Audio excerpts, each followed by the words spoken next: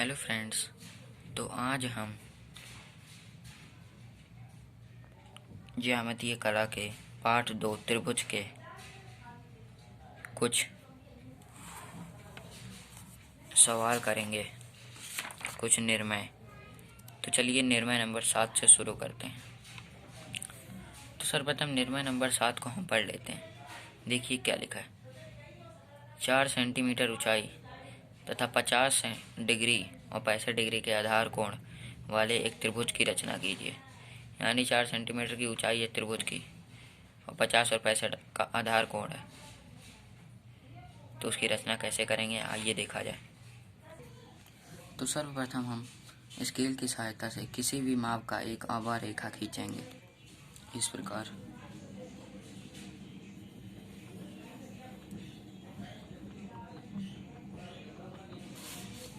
रेखा आ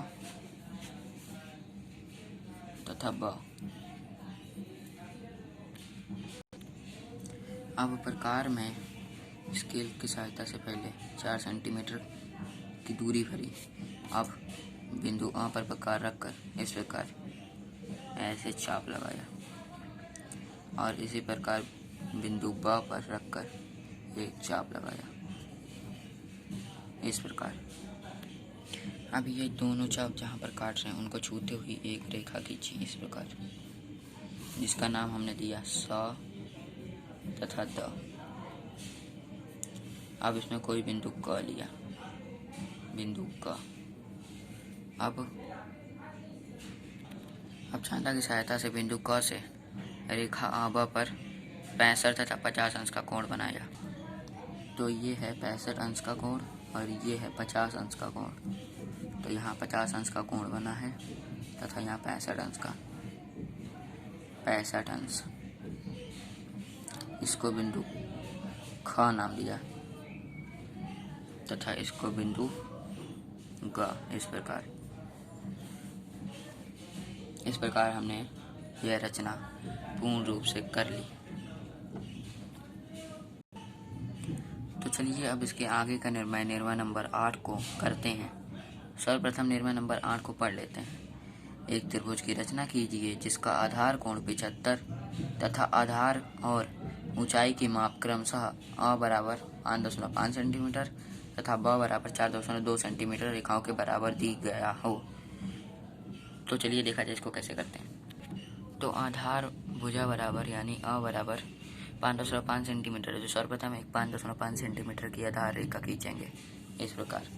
सबसे पहले स्केल को इस प्रकार रखें और यहाँ 5.5 ये 5 तथा ये आधा और 5.5 सेंटीमीटर की एक और रेखा खींची।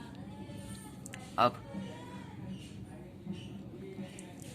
4.2 सेंटीमीटर की ऊंचाई है ब रेखा। अब प्रकार में 4.2 सेंटीमीटर भरा तथा इसको इस बिंदु पर रखकर इस प्रकार कोण बनाना होगा 75 अंश का। इस प्रकार चाणक्य की सहायता से 75 अंश का कोण का माप ले लिया। अब इसका नाम बिंदु क तथा ख रखा है।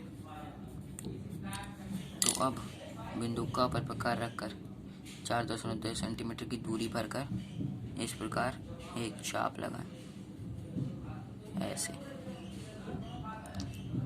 इस प्रकार आपने 4.2 सेंटीमीटर की चाप लगाया और 75 अंश का लगाया गया बिंदु का माप लिया और इस प्रकार स्केल रखकर इस चाप पर हमने ये खींच दिया लाइन। तो ये मेरा है 4.2 सेंटीमीटर। अतः ऊपर भी इसी प्रकार एक रेखा खींचनी है जिसका हमने नाम दिया है 4.2 सेंटीमीटर की ऊंचाई पर सादा। तो 4.2 सेंटीमीटर स्केल की सहायता से माप कर इस प्रकार माप लगाया और यह बिंदु का नाम है जो इधर से जाती हुई है।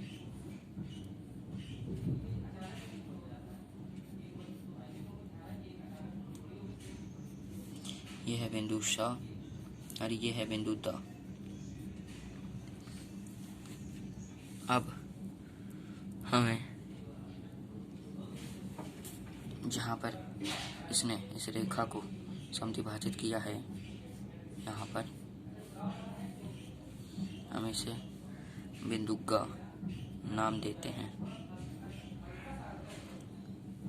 तथा इसे बिंदु ख से इस प्रकार मिला लेते हैं स्केल की सहायता से। अतः यह है 75 अंश का कोण, यह है 5.5 सेंटीमीटर की रेखा तथा ये 4.2 सेंटीमीटर ऊंचाई। तो इस प्रकार हमारा अभिष्ट त्रिभुज बन गया निर्णय नंबर 8। तो अब निर्णय नंबर 9 करते हैं। तो सर्वप्रथम निर्णय नंबर 9 को पढ़ते हैं। एक त्रिभुज की रचना कीजिए जिसकी ऊंचाई 4 सेंटीमीटर। एक त्रिभुज है जिसकी रचना करनी है, उसकी ऊंचाई है 4 सेंटीमीटर तथा दो भुजाएं क्रमशः 4.5 सेंटीमीटर और 6 सेंटीमीटर है। तो सर्वप्रथम देखा है कैसे किया जाता है। तो सर्वप्रथम हमने किसी भी माप की एक रेखा AB खींचा इस प्रकार हमने एक रेखा AB खींचा AB।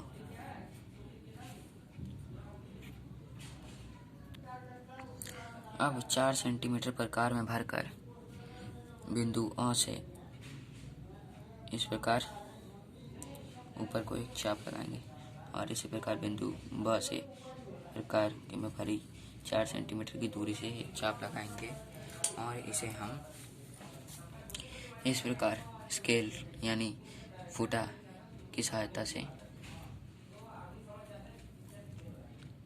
बिंदु श तथा द इस प्रकार मिलाएंगे। बिंदु द यह है और बिंदु श यह है। ये 4 सेंटीमीटर की ऊंचाई पर है और ये जो रेखा हम खींचेंगे ये डैश डैश होकर खींचेंगे, क्योंकि यह हम निर्णय के करने के तरीके कर रहे हैं। निर्णय जब पूर्ण होता है तो उसको एक सीधी रेखा डार्क रेखा में खींचा जाता है। तो अब उसमें बिंदु कोई क लिया जाता है। इस प्रकार कोई बिंदु क लिया। अब बिंदु क से प्रकार में 4.5 की दूरी भरकर इस प्रकार एक भुजा की माप 4.5 सेंटीमीटर है, अतः 4.5 सेंटीमीटर की दूरी भरकर बिंदु क से रेखा AB पर एक चाप लगाया।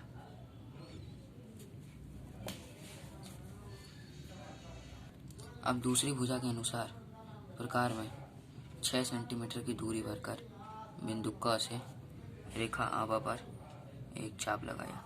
इस प्रकार रेखा के बाहर ये चाप जा रहा है, अतः इस रेखा को स्केल की सहायता से थोड़ा बढ़ा देंगे। ये बिंदु यहाँ पर काटा, यह बिंदु यहाँ, इसका नाम बिंदु ख दिया तथा इसका नाम बिंदु, यह बिंदु ब है तथा यह बिंदु ग होगा। अब स्केल की सहायता से इन रेखाओं को मिला देते हैं, बिंदुओं को। इसको आप रचना करने वाले हैं पूरा, अतः इसको डार्क लाइन में खींचेंगे। इसी प्रकार इसको ही मिला देते हैं इस प्रकार। अब यह हमारा 4.2 सेंटीमीटर है, यह 6 सेंटीमीटर है और इसकी माप हमने अपने अनुसार ली थी तथा इसकी ऊंचाई जो है 4 सेंटीमीटर की है। आप खुद देख सकते हैं, ये 4 सेंटीमीटर की ऊंचाई इसकी है। ये देखिए। तो इस प्रकार इसको डैश डैश करके ही लिखेंगे, क्योंकि ये रचना हमें क्वेश्चन में नहीं दी गई है कि इस प्रकार हमको दर्शाना है। इस प्रकार हमने अभीष्ट त्रिभुज की रचना कर ली है। तो चलिए अब निर्णय नंबर 10 को देखते हैं कि यह किस प्रकार किया जाएगा। एक समद्विबाहु यानी कि जिसकी दो रेखाएं बराबर हों और एक रेखा असमान हो, यानी वह बराबर ना हो दो रेखाओं के बराबर। तो दो रेखाएं इसमें बराबर होती हैं, एक असमान होती है, बराबर नहीं होती है, की रचना करनी है, जिसका आधार 4 सेंटीमीटर है। आधार यानी कि मान लीजिए यह त्रिभुज है तो इसका आधार यह होता है, तो यह है 4 सेंटीमीटर की। और ऊंचाई का योग, ऊंचाई कितनी है 4.5 सेंटीमीटर। तो त्रिभुज की ऊंचाई क्या होती है, ये होती है। तो ये जो है इसकी ऊंचाई वो 4.5 सेंटीमीटर की है। तो चलिए देखा जाए कैसे करेंगे। तो सर्वप्रथम एक रेखा हमने खागा 4 सेंटीमीटर की खींच ली, आधार जो 4 सेंटीमीटर का है। अब हमें इसका अर्धा करना है, यानी कि 4 सेंटीमीटर किसी बिंदु पर इस प्रकार रखकर रेखा की आधी से अधिक दूरी भरकर इस प्रकार चाप लगाइए,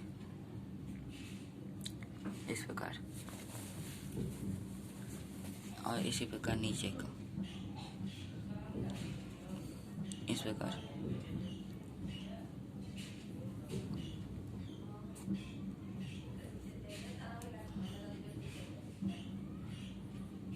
तो ये हमारा चाप लग गया और ये अर्धक हो गया।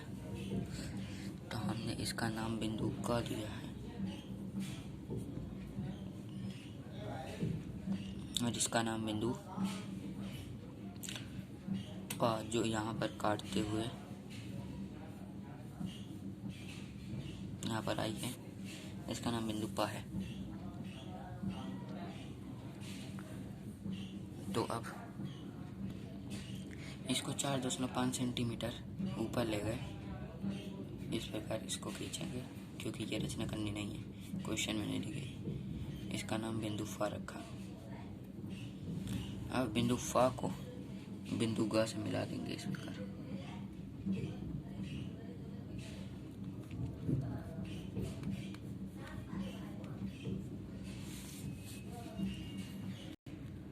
अब बिंदु फ पर प्रकार रखकर बिंदु ग से हमने आधी से अधिक दूरी भरकर यहाँ चाप लगाया और एक चाप यहाँ लगाया, और इसी प्रकार बिंदु फ से इसको इस प्रकार काटा, जिसका नाम बिंदु थ दिया, और इसको बिंदु क से इस प्रकार स्केल की सहायता से मिला दिया।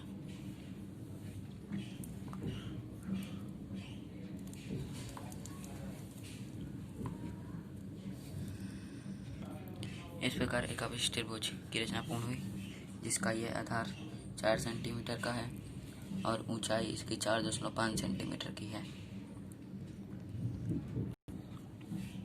तो चलिए हम निर्णय नंबर 11 करते हैं। इसमें लिखा है कि एक समद्विबाहु त्रिभुज आ व स की रचना कीजिए, जिसका शीर्ष कोण 120 तथा एक भुजा और ऊंचाई का योग 5 सेंटीमीटर है। तो चलिए देखा जाए कैसे किया जाएगा। तो सर्वप्रथम एक कक्ष रेखा किसी भी नाप की इस प्रकार खींच ली। अब इसके मध्य में कोई बिंदु प लेते हैं इस प्रकार। अब बिंदु प से एक पता लंब खींचा। अब बिंदु त से रेखा क ख पर 30 अंश का एक कोण बनाया तथा जहाँ पर ये रेखा काटता है उसको बिंदु ब नाम दिया। अब रेखा त ब का लंब अर्धक किया इस प्रकार, यहाँ पर इतनी दूरी पर यह लंब अर्धक किया हमने।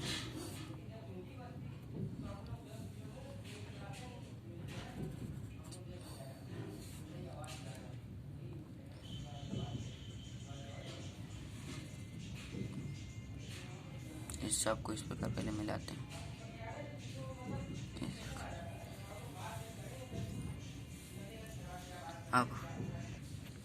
अब हमने ये एक रेखा खींचा और जहाँ पे ये काटता है इसका नाम बिंदु स दिया।